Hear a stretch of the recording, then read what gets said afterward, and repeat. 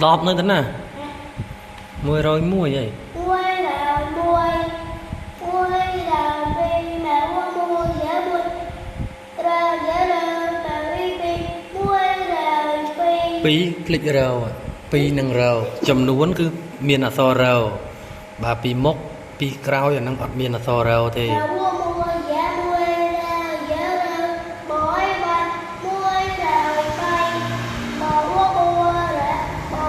máu máu sẽ ua mua nâng giáo muối bắt rồi đây nè bò bò bò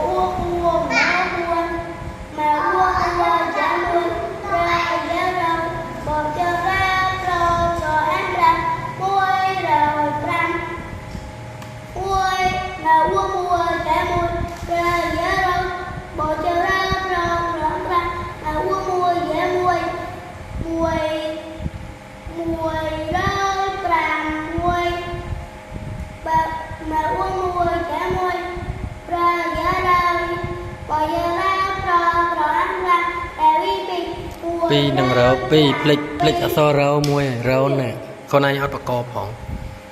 bơ sẽ ít pi nâng rau pi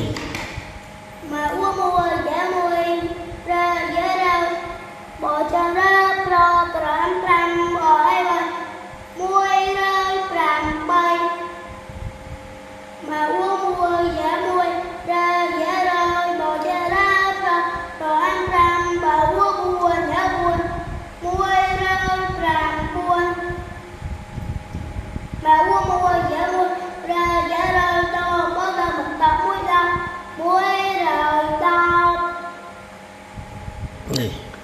cái càng này đi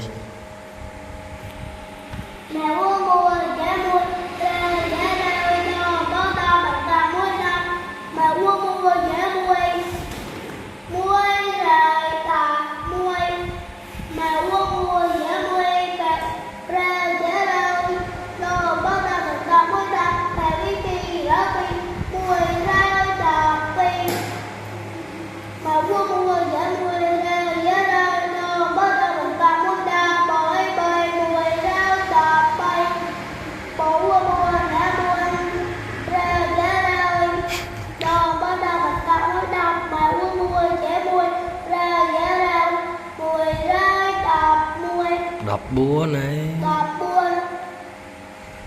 bà mua giá nuôi ra giá ra